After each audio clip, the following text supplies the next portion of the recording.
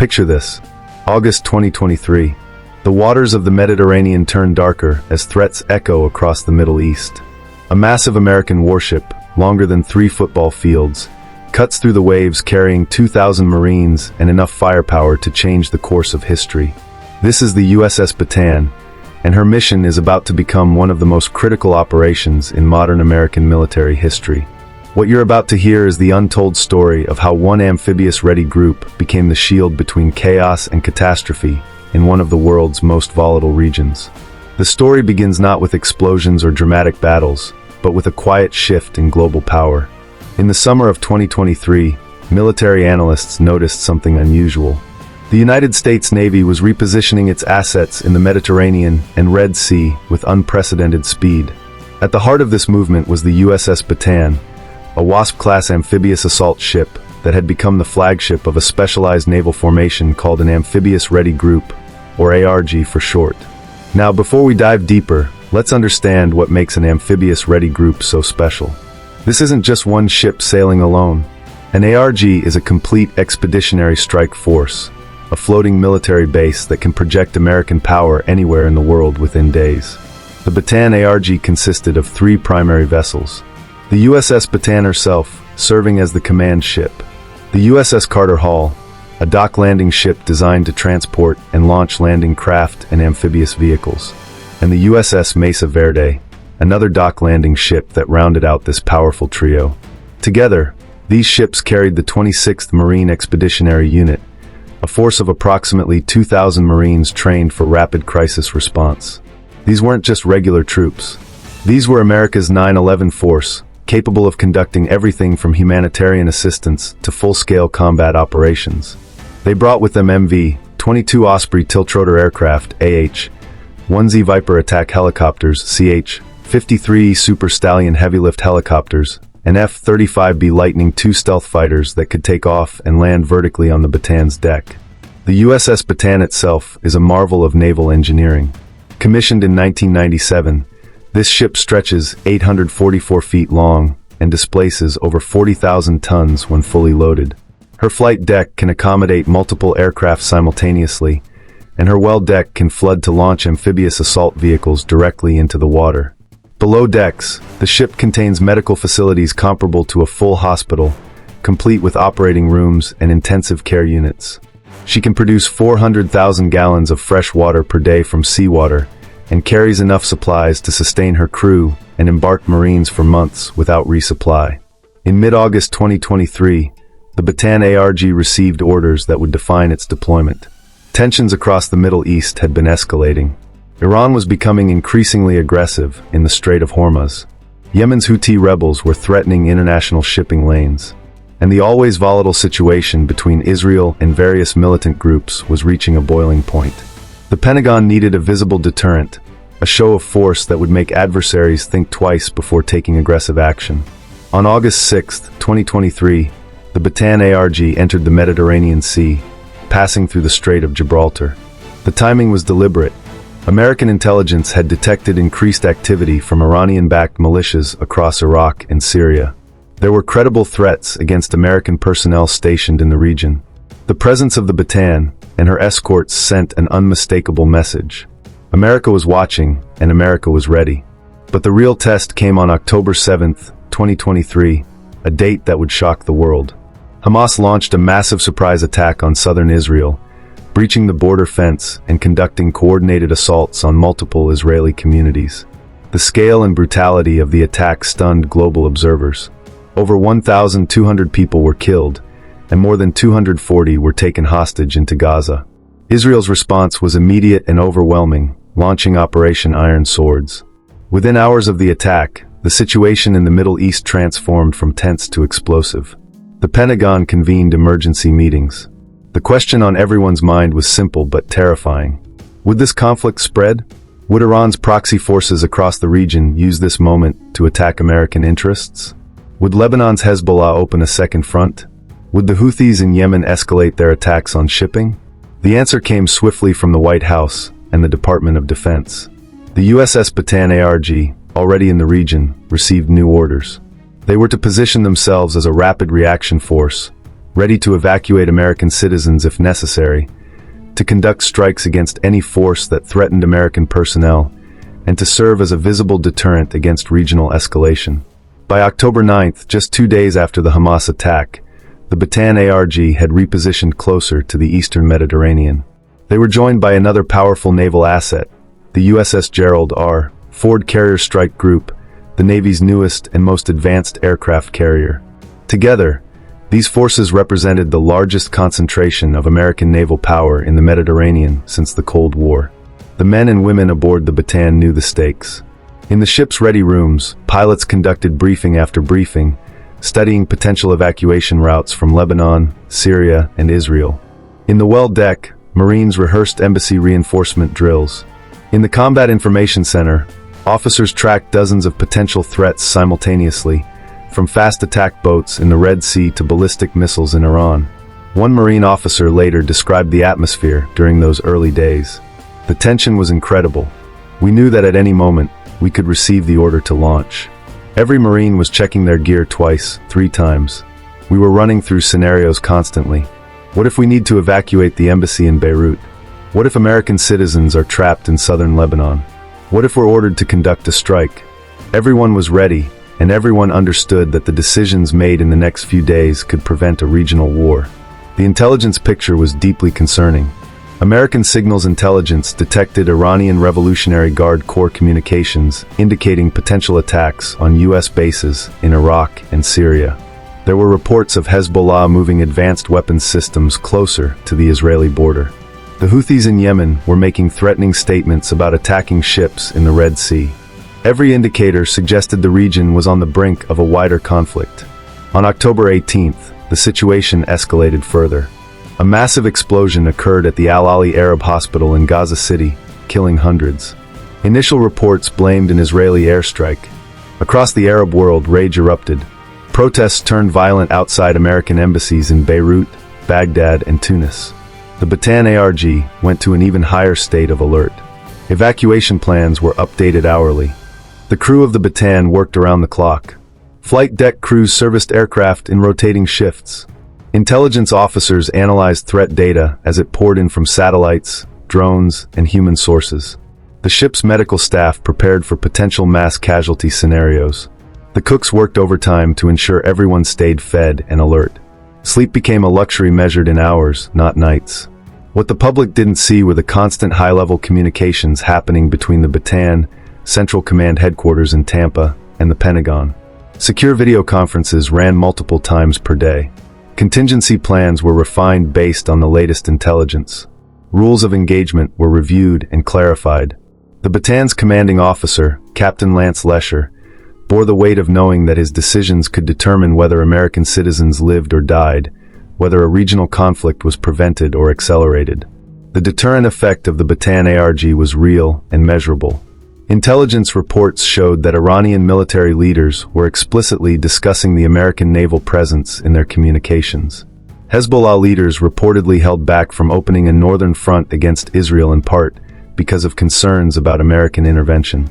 The visible presence of American naval power was doing exactly what it was designed to do, making adversaries calculate the costs of escalation. But deterrence is never guaranteed. On October 23rd, American troops at Al-Assad Air Base in Iraq came under drone and rocket attack from Iranian-backed militias. It was the beginning of a campaign that would see over 150 attacks on American forces in Iraq and Syria over the following months. Each attack raised the same question. Would the United States respond? Would the Bataan ARG be ordered to strike back? The complexity of the situation cannot be overstated. American decision-makers were walking a tightrope. Respond too weakly, and adversaries would be emboldened to continue attacks. Respond too strongly, and risk triggering the wider regional war everyone was trying to prevent. The Bataan ARG represented one of several response options, but using it meant risking American lives and potentially dragging the United States deeper into Middle Eastern conflicts. In late October, the Bataan ARG conducted a significant operation that demonstrated both its capabilities and its humanitarian mission. Working with the State Department, the ships coordinated the evacuation of American citizens from Israel. While most evacuees left through Ben Gurion Airport, the Bataan stood ready to conduct sea-based evacuations if airports became unavailable. Marines rehearsed beach landing scenarios. Ospreys practiced flying into hypothetical hot landing zones to extract citizens under fire. Simultaneously, the Bataan ARG maintained its combat readiness. The F-35B Lightning II fighters aboard the ship represented a game-changing capability. These fifth-generation stealth aircraft could strike targets deep inside hostile territory with minimal warning. Their presence sent a clear message to Iranian commanders and militia leaders. If you attack Americans, we can reach you anywhere. November brought new challenges. The Houthi rebels in Yemen, backed by Iran, began attacking commercial ships in the Red Sea. Their stated justification was solidarity with Palestinians in Gaza, but the attacks threatened one of the world's most critical shipping lanes. Approximately 12% of global trade passes through the Red Sea and the Suez Canal. The economic implications of disrupting this route were staggering. The Bataan ARG was ordered to shift focus. In early November, the ships transitioned from the Mediterranean into the Red Sea, passing through the Suez Canal. The mission now included protecting international shipping from Houthi attacks. This was a different kind of operation, requiring constant vigilance across vast areas of ocean. The ship's radar systems scanned for incoming missiles and drones. Helicopters flew patrol missions searching for Houthi boats that might attempt suicide attacks on commercial vessels. On November 19th, the Houthis seized the Galaxy Leader, a vehicle carrier with links to an Israeli businessman, in a brazen act of maritime piracy. The ship's crew of 25 was taken hostage. The international community was outraged, but the seizure demonstrated the Houthis' willingness to escalate despite the American naval presence. The Bataan ARG increased patrols, but the Red Sea is vast, and the Houthis were proving to be a persistent threat. December 2023 marked a turning point. The Houthis began using more sophisticated weapons, including anti-ship ballistic missiles and one-way attack drones. On December 3rd, the USS Carney, an Arleigh Burke-class destroyer operating near the Bataan ARG, shot down multiple Houthi drones and missiles targeting commercial ships. This was the first direct combat action in what would become a sustained campaign. The Marines aboard the Bataan watched these events with keen interest. Their mission remained crisis response and deterrence, but the regional situation was clearly deteriorating. Training intensified.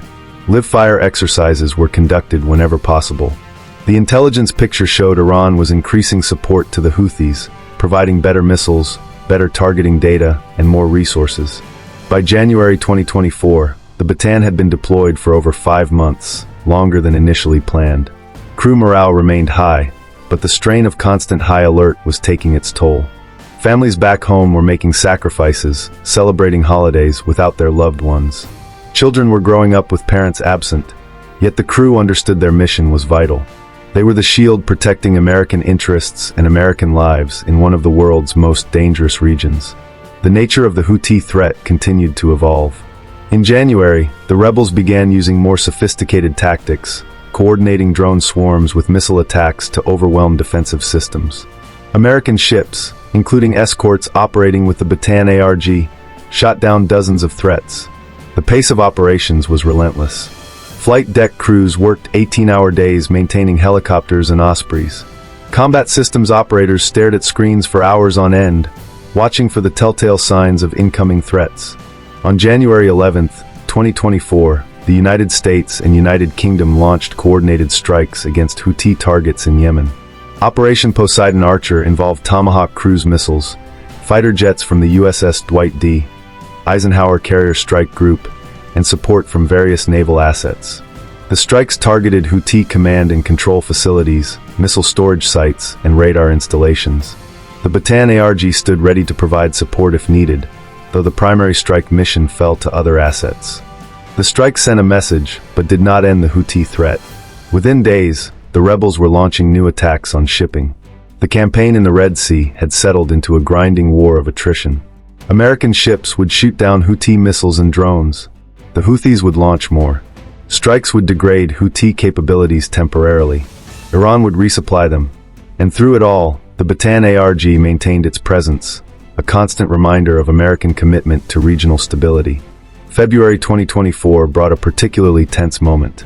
Intelligence indicated that Iran was considering a more direct response to American strikes on its proxy forces. There were reports of Iranian submarines being deployed to the region. The Bataan ARG increased its anti-submarine warfare posture. Helicopters equipped with sonar systems flew search patterns. The threat was real, and the consequences of a direct Iran-US naval confrontation would be catastrophic. But even as military tensions remained high, the Bataan ARG continued its humanitarian mission.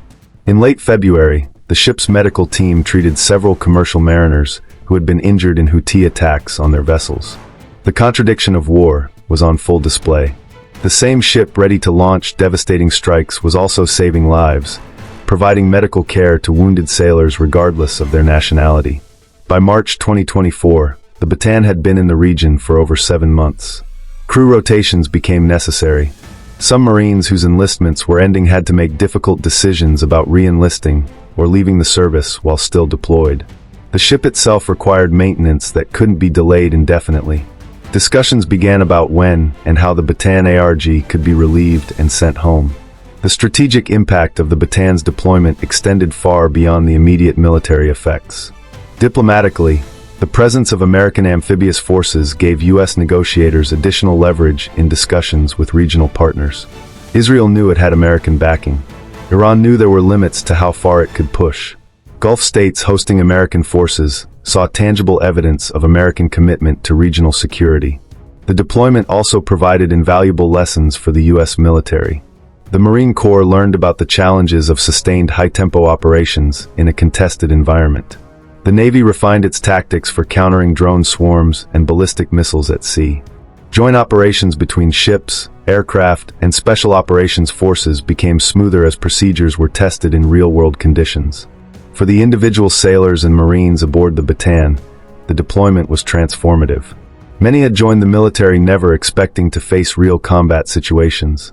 Now they had been at the tip of the spear during a period of genuine crisis.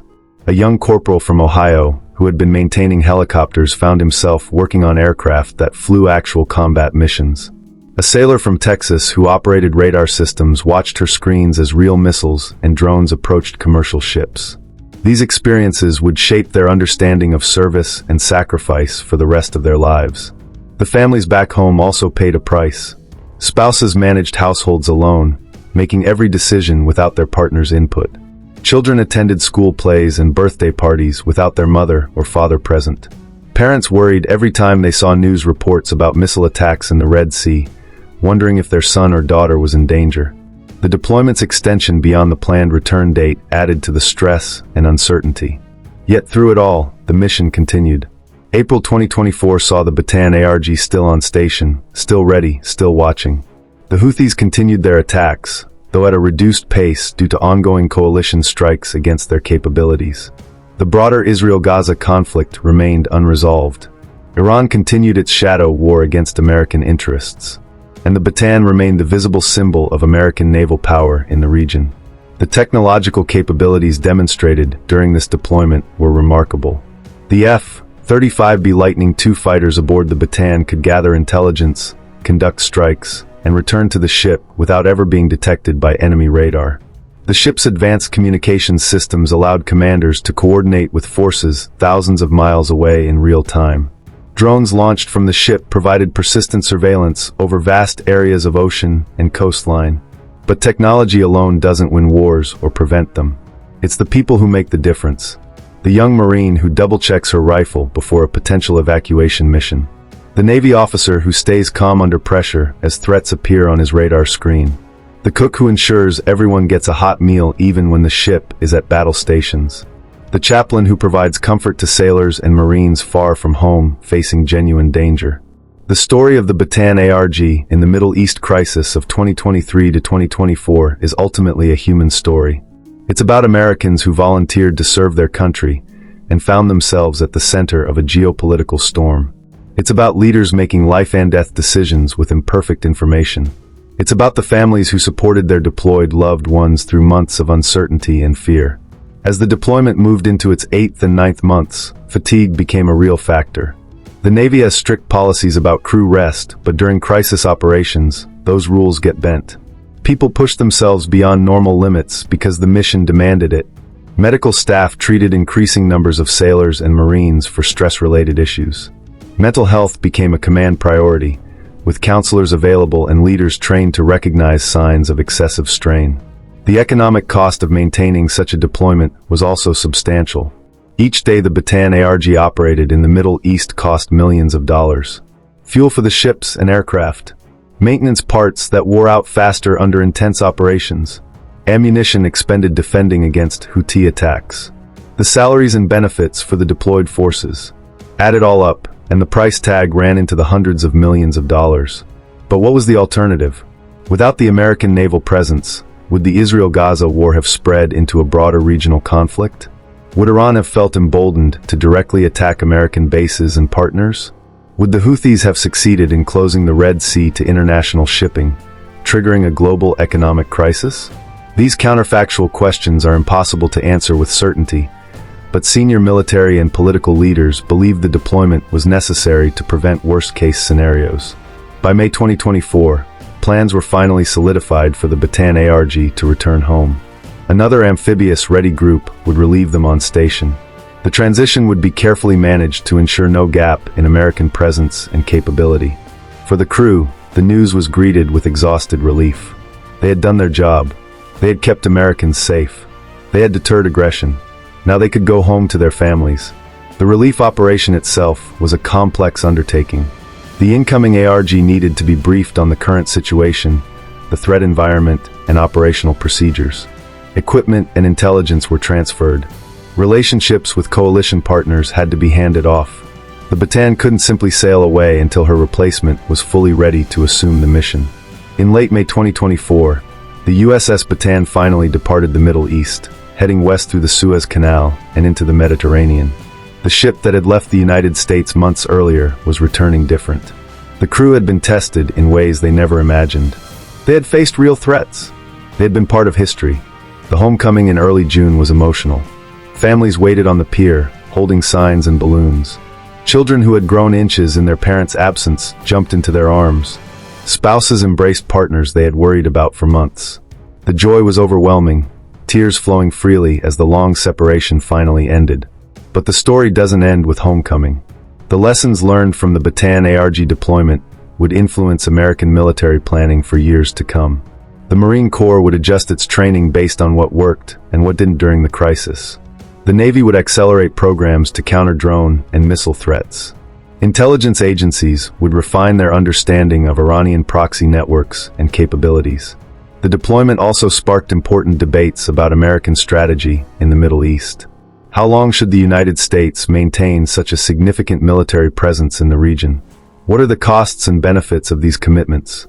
Are amphibious ready groups the right tool for 21st century crisis response, or do evolving threats require new approaches? These are complex questions without easy answers.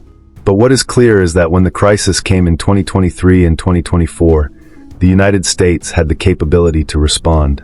The USS Bataan and her amphibious ready group were there, ready to act, ready to protect, ready to deter.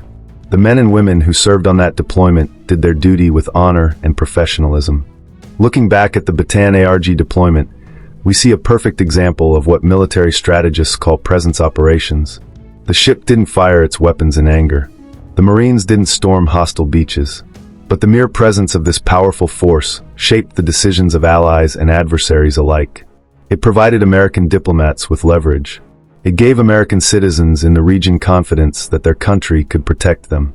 It made adversaries think twice before escalating. This is the often invisible work of American military power. The wars prevented. The conflicts deterred. The evacuations that never became necessary because the capability to conduct them was so clearly present. It's harder to measure success when success means something didn't happen, but that doesn't make it any less real or important. The USS Bataan herself returned to her home port and immediately began the process of reset and recovery. Maintenance that had been deferred during deployment needed to be completed. Equipment needed to be repaired or replaced. Most importantly, the crew needed time to rest, to reconnect with families, to process what they had experienced. For the Marines of the 26th Marine Expeditionary Unit, the return to Camp Lejeune marked the end of one chapter and the beginning of another. Some would leave the service, their enlistments complete. Others would take what they learned and prepare for the next crisis, wherever it might be. The cycle would continue, as it always does. The legacy of the 2023 to 2024 Middle East crisis deployment extends beyond the immediate military and strategic outcomes. It represents a reaffirmation of American commitment to its interests and allies. In an era when some question America's willingness to maintain its global role, the rapid deployment and sustained presence of the Bataan ARG sent a clear message. America still has the capability and will to project power globally. It also demonstrated the enduring value of amphibious forces in American military strategy. Critics sometimes argue that amphibious assault ships and marine expeditionary units are relics of World War II, unnecessary in an age of precision missiles and cyber warfare. The Bataan deployment proved otherwise. The flexibility of these forces, their ability to conduct missions ranging from humanitarian assistance to combat operations, makes them invaluable tools of national power. As we close this story, it's worth remembering that there are similar stories unfolding right now. American service members are deployed around the world, watching, waiting, ready to respond to the next crisis. They serve in obscurity, their work often unknown to the public, but their contribution to American security is immeasurable. The USS Bataan and her amphibious ready group were in the right place at the right time, with the right capabilities and the right people. They helped prevent a regional catastrophe. They protected American lives and interests. They did exactly what they were designed to do. And somewhere tonight, another ship is getting underway, another group of sailors and Marines is deploying, ready to write the next chapter in this ongoing story of service and sacrifice. The names will change, the locations will change, but the mission remains the same: to protect American interests, to support American allies, to deter American adversaries, to be ready for whatever crisis comes next. This has been the story of the USS Bataan and amphibious ready groups in Middle East crisis response during 2023 and 2024. A story of courage, commitment, and capability. A story that reminds us that freedom isn't free, and security requires constant vigilance. A story of Americans serving something larger than themselves in one of the world's most dangerous regions. Thank you for listening.